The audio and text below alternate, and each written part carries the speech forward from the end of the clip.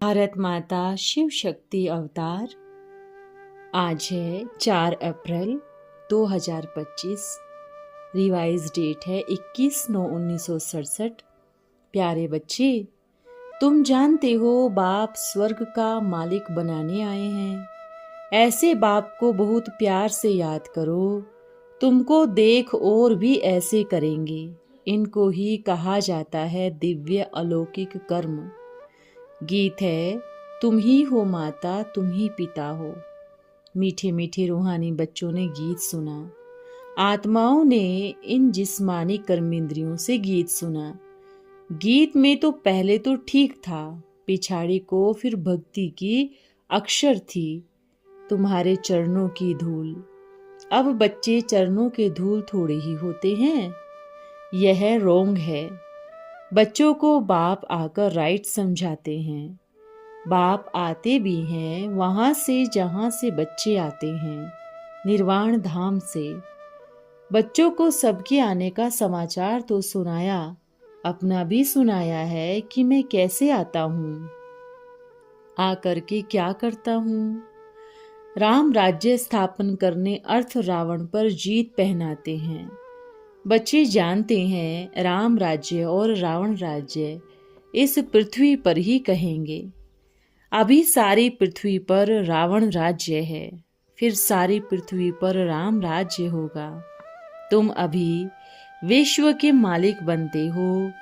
आसमान, धरती, सूर्य आदि सब तुम्हारे हाथ में आ जाते हैं तो कहेंगे रावण राज्य भी सारे विश्व पर, फिर राम राज्य भी सारे विश्व पर।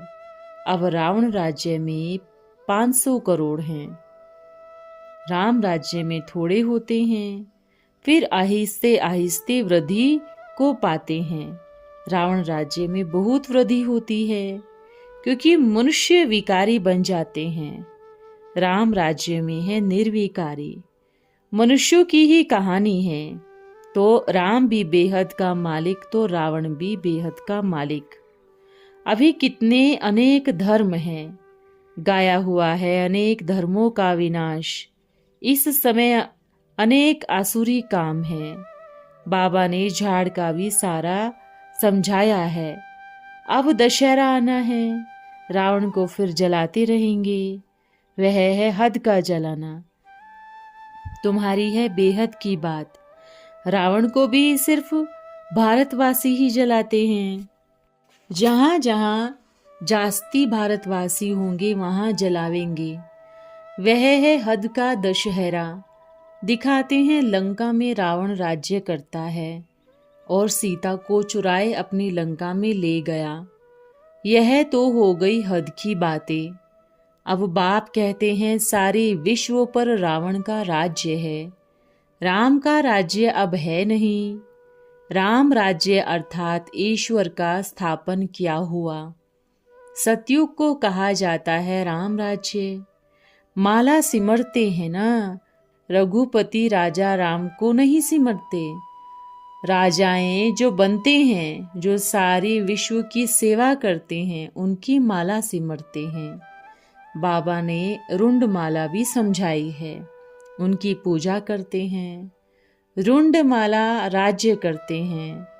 अब दशहरे का उत्सव आता है, फिर दीप माला मनाते हैं। क्यों मनाते हैं? क्योंकि देवताओं की ताजपोशी होती है। कोरोनेशन पर बत्तियां आदि बहुत जलाते हैं।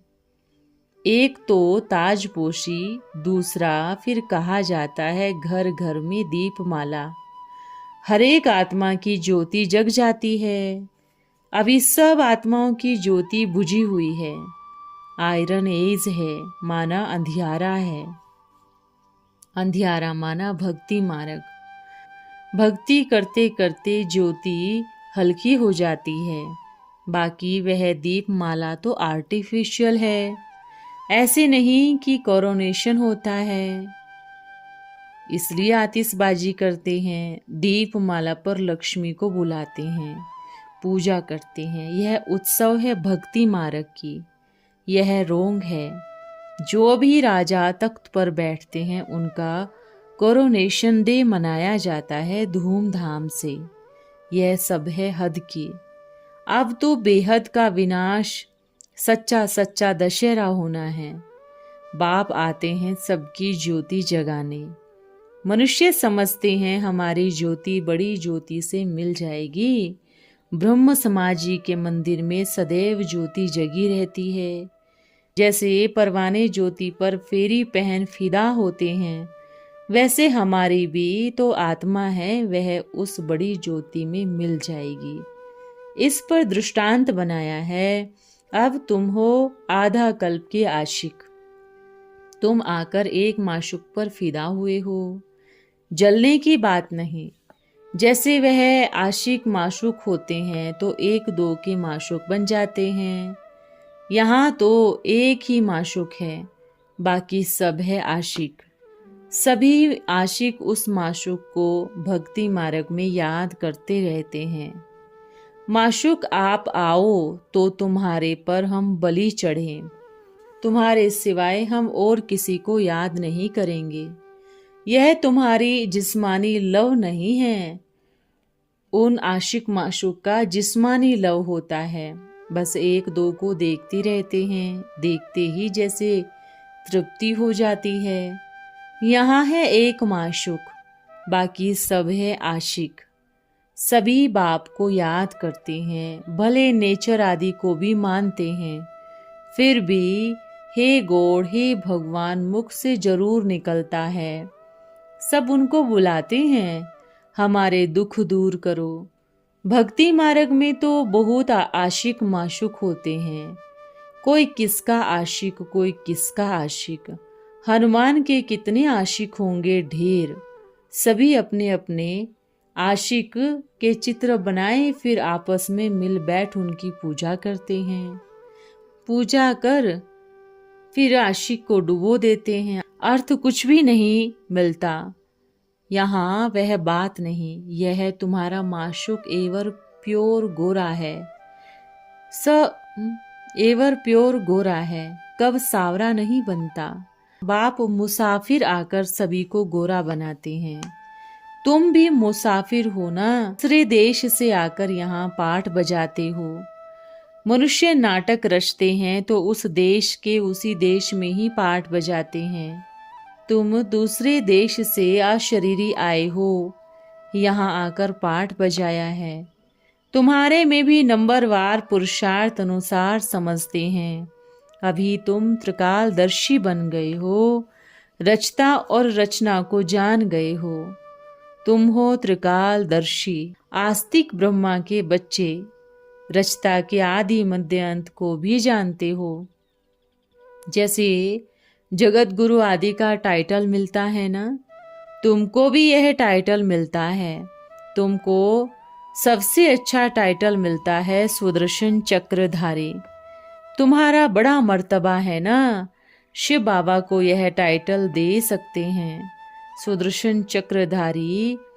तुम ब्राह्मण ही हो या शिव बाबा भी सुदर्शन चक्रधारी है? शिव बाबा भी है, हाँ, क्योंकि सुदर्शन चक्रधारी आत्मा होती है शरीर के साथ। बाप भी इनमें आकर समझाते हैं। शिव बाबा सुदर्शन चक्रधारी न हो तो तुमको कैसे बनाएंगे? सुदर्शन चक्रधारी मानस सृष्टि के आदि मध्य और अंत का, फिर उनको ज्ञान है। बच्चे जानते हैं वह सुप्रीम ऊंचे ते ऊंच आत्मा है। देह को थोड़ी ही कहा जाता है। वे सुप्रीम बाप ही आकर तुमको सुप्रीम बनाते हैं, सुदर्शन चक्रधारी बनाते हैं। सुदर्शन चक्रधारी आत्माओं सिवाय तुम आत्माएं और कोई बन ना सके। कौन सी आत्माएं? जो ब्राह्मण धर्म में हैं। जब शूद्र धर्म में थे तो नहीं जानते थे, अभी बाप द्वारा तुमने जाना है। बाप तुमको भी सुदर्शन चक्रधारी त्रिकालदर्शी बनाते हैं। कितनी अच्छी बातें हैं, तुम ही सुनते हो और खुशी होती है। बाहर वाले यह सुने तो बहुत अचरज खावे, ओहो यह तो बहुत अच्छी बात है। अच्छा, तुम भी ऐसा सुदर्शन चक्रधारी बनो तो फिर चक्रवर्ती राजा विश्व का मालिक बन जाएंगे। यहाँ से बाहर गए खल्लास, माया बहुत बलवान है, यहाँ की यहाँ रही हो जाती है। जैसे गर्भ में बच्चा प्रतिज्ञा कर निकलते हैं, फिर भी वहाँ की वहाँ रह जाती है। तुम प्रदर्शनी आदि में समझाते हो, बहुत अच्छा अच्छा करते हैं, नॉलेज बहुत अच्छी है, मैं ऐसा पुरुषार्थ करूँगा, यह करूँगा, बस बाहर निकला, वहाँ की वहाँ रहे। परंतु फिर भी कुछ न कुछ असर तो रहता है। ऐसे नहीं कि वह फिर कब आएंगे, नहीं, फिर भी आएंगे। झाड़ की वृद्धि होती जाएगी, झाड़ वृद्धि को पाएगा तो फिर सबको खींचेंगे। अभी तो यह है ही विशाल्य, रौरव, नर्क। गरुड़ पुराण में भी ऐसी ऐसी बातें लिखी हुई है। रोचक बातें मनुष्यों को सुनाते हैं कि कुछ डर रहे हैं, उनसे ही निकला है मनुष्य बिच्छू टिंडन बनते हैं। बाप कहते हैं मैं तुमको अब विषय वैतरणी नदी से निकाल क्षीण सागर में भेज देता हूँ। यह भी अच्छी रीति समझाना है। हम असुल शांति धाम के निवासी थे, फिर सुखधाम में पाठ बजाने आए। अभी हम फिर जाते हैं शांति धाम, सुख धाम में। यह धाम तो याद करेंगे ना, गाते भी हैं, तुम मात पिता हम बालक तेरे, तुम्हारी कृपा से सुख घनेरे। वह सुख घनेरे तो होता ही है सतयुग में, यह है संगम युग। यहाँ पिछाड़ी में मनुष्य त्राही त्राही करेंगे, क्योंकि अति दुख होना है। फिर सतयुग आदि में अति सुख होगा। अति सुख और अति दुख का खेल बना हुआ है। विष्णु अवतार भी दिखाते हैं, लक्ष्मी नारायण का जोड़ा जैसे ऊपर से आता है। अब ऊपर से कोई आते थोड़े ही हैं। श्री कृष्ण का अवतार भी उल्टा बताया है, ऊपर से आता तो हर एक आत्मा, ऊपर से आती तो हर एक आत्मा है। परंतु ईश्वर का अवतरण बहुत विचित्र है। वह ही आकर भारत को स्वर्ग बनाते हैं, परंतु इनका त्योहार मनाते नहीं। अगर मालूम हो तो परम पिता परमात्मा ही मुक्ति और जीवन मुक्ति का वर्षा देते हैं, तो सारे विश्व में गॉड फादर का त्योहार मनाते हैं। बेहद के बाप का मनावे तब समझे कि शिव बाबा ही लिबरेटर गाइड है। उनका जन्म भी भारत में ही होता है, शिव जयंती भी भारत में ही मनाते हैं, परंतु पूरी पहचान नहीं है तो हॉलीडे भी नहीं करते। जब बाप सर्व की सद्गति करने वाला है, उनकी जन्मभूमि जहाँ अलौकिक कर्तव्य करते हैं, उनका जन्मदिन और तीर्थ यात्रा तो मनानी चाहिए।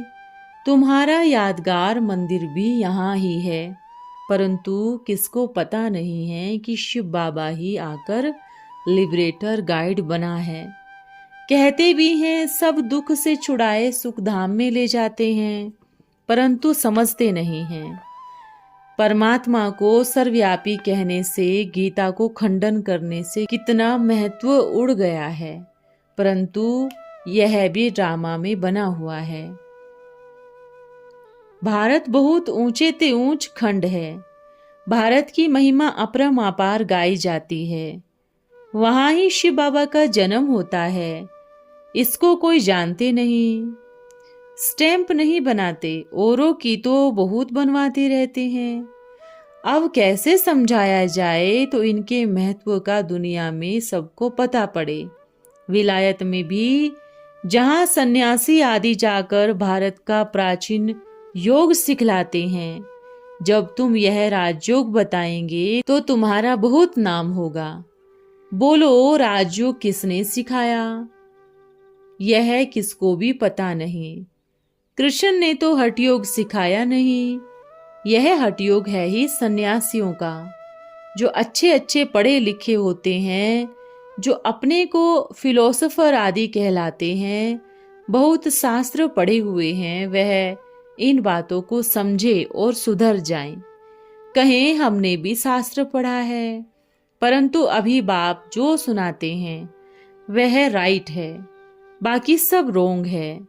यह समझे कि बरोबर बड़े ते बड़ा तीर्थ स्थान तो यह है जहां बाप आते हैं। तुम बच्चे जानते हो, इसको कहा जाता है धर्म भूमि। यहाँ जितने धर्मात्मा रहते हैं उतना और कोई नहीं।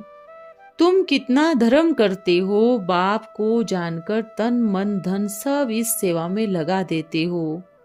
बाप ही लिबरेटर है, सबको दुख से छुड़ाते हैं, और धर्म स्थापक कोई दुख से नहीं छुड़ाते। वह तो आते हैं, उनके पिछाड़ी नंबरवार सब पाठ बजाने आते हैं। पाठ बजाते बजाते तमो प्रधान बनते हैं, फिर बाप आकर सतो प्रधान बनाते हैं। तो यह भारत कितना बड़ा तीर्थ है, यह किसको पता नहीं है कि यह भारत सबसे नंबर 1 ऊंच भूमि है। बाप कहते हैं मेरी यह जन्म भूमि है, मैं आकर सबकी सद्गति करता हूँ, भारत को हेवन बना देता हूँ। तुम जानते हो बाप स्वर्ग का मालिक बनाने आए हैं। ऐसे बाप को बहुत प्यार से याद करो, तुमको देख और भी ऐसे करेंगे। इनको ही कहा जाता है दिव्य अलौकिक कर्म। ऐसे मत समझो कि कोई नहीं जानेंगे, ऐसे निकलेंगे कि तुम्हारे यह चित्र भी ले जाएंगे। अच्छे अच्छे चित्र बने तो ले जाएंगे, तुम्हारी बहुत सर्विस होनी है। ढेर चित्र बनेंगे, बहुत उदार चितहुंडी सकरने वाले शावल शाह की निकलेगी। ऐसे काम करने लग पड़ेंगे ताकि सबको मालूम पड़े कि यह कौन है जो इस पुरानी दुनिया को बदल नई दुनिया स्थापन करते हैं। तुम्हारी भी पहले तुच्छ बुद्धि थी, अभी तुम कितने स्वच्छ बुद्धि बनते हो। जानते हो हम इस ज्ञान और योग बल से विश्व को हेवन बनाते हैं, बाकी सब मुक्तिधाम में चले जाएंगे। तुमको भी अथॉरिटी बनना है। बेहद के बाप के बच्चे होना सर्वशक्ति मिलती है याद से। बाप को वर्ल्ड ऑल माइटी अथॉरिटी कहा जाता है, सभी वेदों शास्त्रों का सार बताते हैं, इसलिए इसको शास्त्रों की अथॉरिटी कहा जाता है। तो बच्चों को कितना उमंग रहना चाहिए सर्विस का। अच्छा, ओम नमः शिवाय। आज का वरदान है आकर्षण मूर्त भव। स्मृति, वृत्ति और दृष्टि, ये 3 विशेषताओं के आधार से ही दिव्य गुणों का श्रृंगार व चमक, झलक और फलक तस्वीर में दिखाई देती है। तो चेक करो, क्या स्मृति पावरफुल है, अर्थात सदा स्मृति स्वरूप है? क्या भाई भाई की वृत्ति सदा कायम रहती है? क्या संपूर्ण पवित्र रूहानी दृष्टि है? अगर यह तीनों ही बातें युक्ति युक्त व श्रेष्ठ है, यथार्थ है, तो ऐसी तकदीर की तस्वीर सर्व आत्माओं को स्वतः आकर्षित करती है। आकर्षण मूर्त बनने का यही आधार है। ओम नमः शिवाय।